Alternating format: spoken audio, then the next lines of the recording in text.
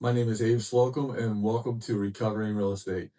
Today's guest is Erika Breland. Erika is a homeowner, a friend. She is a counselor at a local treatment center at Woodlake Addiction Center, and super excited to have her on.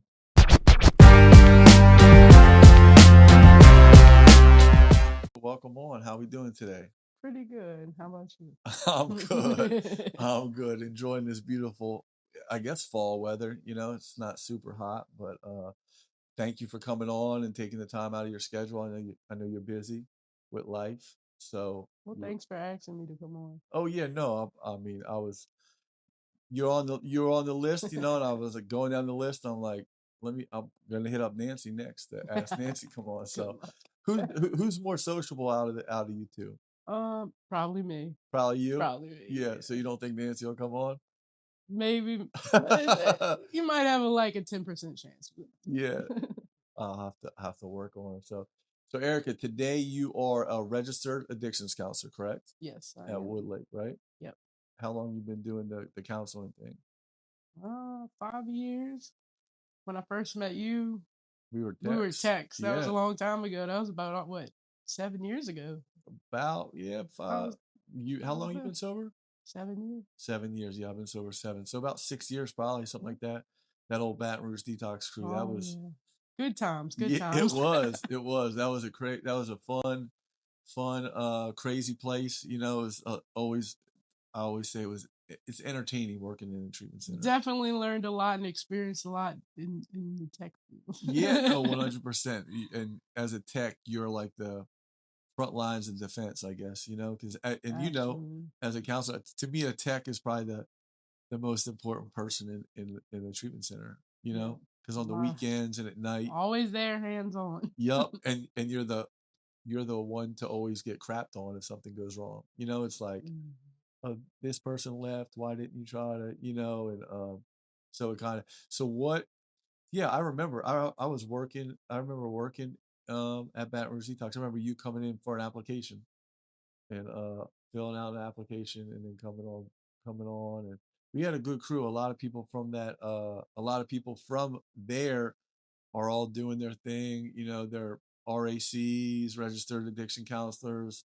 Running facilities, all kind of different Yeah, stuff. but running facilities, like you said, that's amazing. It's crazy to think about in, I guess the short amount of time Yeah. where everybody is It at. was definitely a good group to grow with and learn with and kind of build that solid foundation that we all started on. Yeah, for sure. So tell me like your day to day as far as what you do for Wood Lake. You have groups, things like that.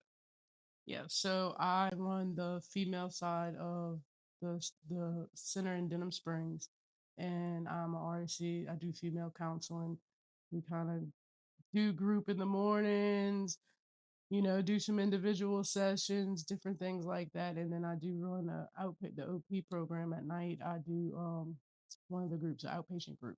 So when they graduate treatment, then they step into intensive outpatient.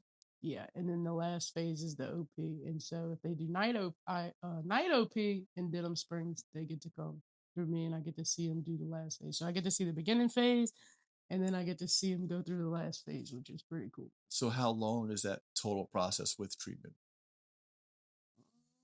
It kind of just depends on the person. It's 28 to 35 unless you stay extended stay, and then it's like maybe a 3 month range from IOP, maybe 3 months in OP. So it kind of just depends on the person and the progress they make, really. Yeah.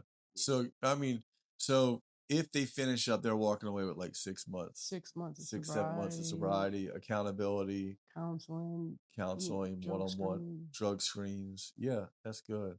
So what made you want to get into that field? Um, I don't think I ever thought about getting into the field. I think that God kind of just placed that in my life. It kind of happened. If you would have told me I was doing this 7 years ago, I probably would have, laughed and walked off. Yeah. But it's like I kind of, when I was a tech, I kind of grabbed onto the passion of like helping other people, and then it helped me in recovery. And so, like, they always say, I went to rehab and never left. Yeah. Yeah. Yeah. Yeah. Basically, Yeah, pretty much. yeah, it's something I enjoy doing. So where did how did you get sober? Did you go get sober through treatment or I actually went to Woodlake in Abbeville. oh wow, Yeah, so it's definitely great to be able to get back to something that gave so much to me. full circle moment there. That's amazing. So tell me a little bit about what life was like for Erica before getting Yeah. sober. Well, I don't think I was living life. I think I was just surviving life. And Okay. so that comes with a lot of headache, a lot of pain, Yeah. um, a lot of numbness. Didn't want to feel feelings, didn't want to feel anything, didn't trust anybody, and just all that changes with recovery and working them steps and finding your higher power and spirituality. Yeah, for sure. Yeah, it's well, I say it's funny, but I know like my first year of sobriety, I was like an emotional train wreck. It was like Yeah. I would get I'll be watching a movie or I would get emotional like real easily and you like you said you get all the feelings coming back and you kind of put things on top of all that stuff for so long and now you're sober and you got to feel all the emotions and it's like you don't know if you're feeling the right way or you Yeah, might you just all over the place. all over the place. I remember the first time I cried was in treatment, and I probably hadn't cried in a long time, at least not about anything I really cared about. Yeah. And I just cried and just kept on crying Oh yeah. the whole time in treatment.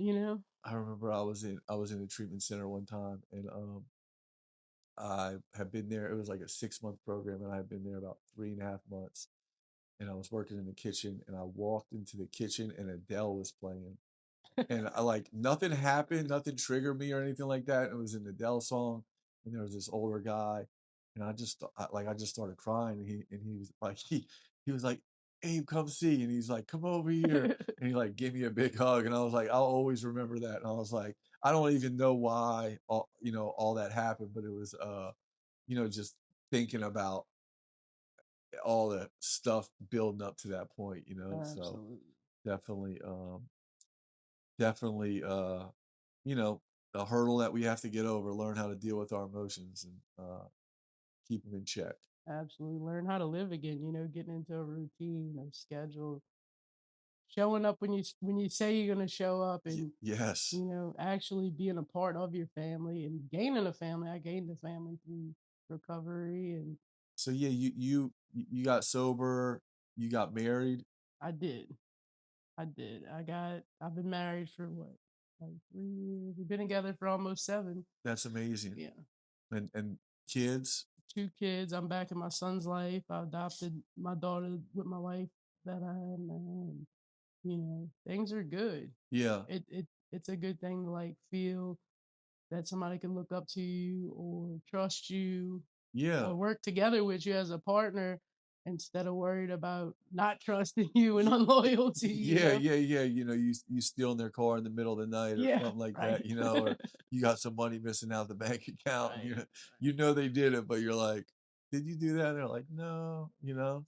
So you guys been married a little over 3 years. So you've been sober 7.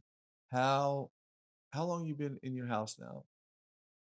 Actually, in a couple days makes a whole year we've been in the house. 1 year, okay? Yep. It's only been a year, okay. It's It seems like it's been longer. it went by kind of quick though, Yeah, yeah. It's been awesome. And you guys have done you guys got a really good deal. I remember that house. It was kind of like it needed some work and some a little elbow grease and things like that. But you guys got Yep. a good deal, and you guys have done some work to it too, huh? Yeah, we put a little into it. We repainted it. We did the whole backyard with the fence and started just doing knickknack stuff in there. You guys put a new sink in. Put a new sink in, put new toilets in. Um, I see you guys have like functions at the house a lot, yeah, always football games, football barbecues, and games. crawfish bowls. So you're involved, or I saw something online where you are. Well, I think one of your friends might have. Yeah, our friend Kristen had passed away. She actually used to work with us, and so my wife and a couple other friends, we started Kristen's Mission, and we feed the homeless and kind of like give out things they need, and we do different little functions and get-togethers and donations and stuff like that. That's awesome. That's awesome. I remember when I was homeless and people would come and like Yeah. give you a bag of like, some socks or like granola bar. And I would just be looking to see if there was like a $5 bill in it. You can keep all the other Definitely, yeah. stuff. Yup, the $5 is but no, that's always a blessing. That's cool that you're able to give back like that. Yeah, definitely. She had started it, probably a couple months before she passed, and so we figured we would carry that on. And how's that going? It's going good. We're probably gonna do an event probably right before Thanksgiving. Go downtown by the bus station, pass out some food. Yeah, let And, me know.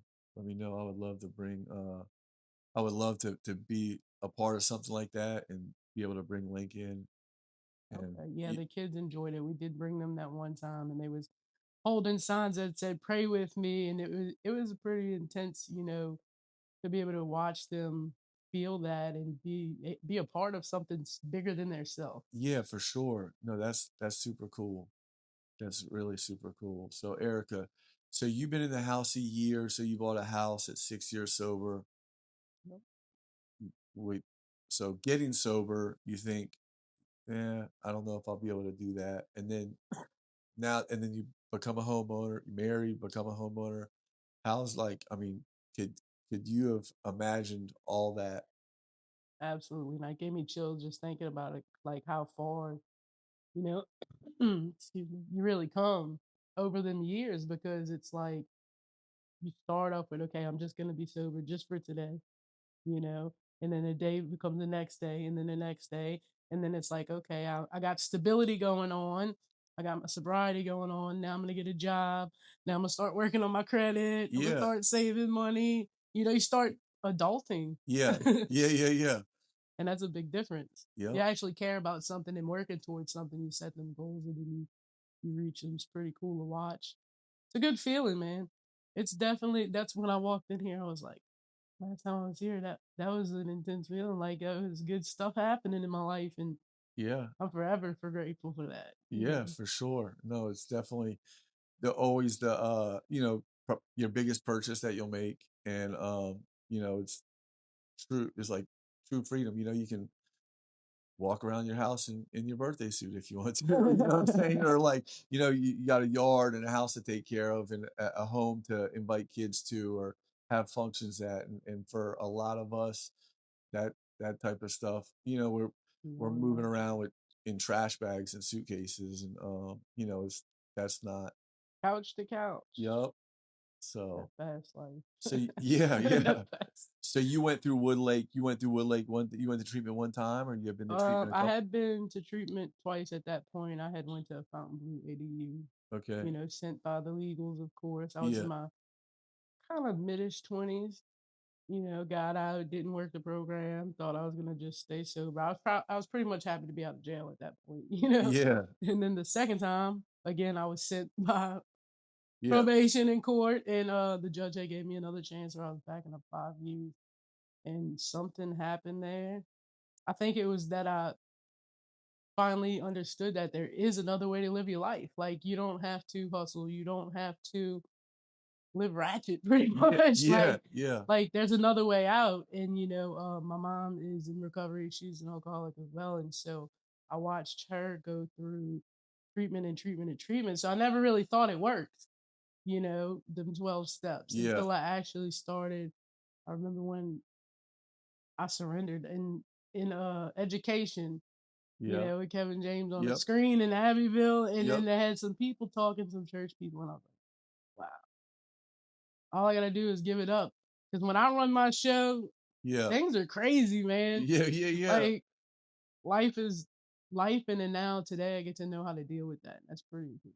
Yeah. You get to deal with all the things. So Erica, my last and final question is if somebody's out there watching, listening, what would your message of hope to them be?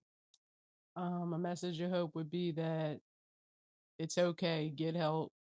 People love you, whether you feel loved or not. Somebody out there cares. Quit just surviving and start living your life. There's more to life than just being miserable. Well, Erica, I really appreciate having you on. I know this was your first time sitting down, and we were able to loosen up and have a good conversation. I really appreciate you taking the time out of your day to come by and share some experience, strength, and hope with some people. All right. All right. Thanks, Abe. Go.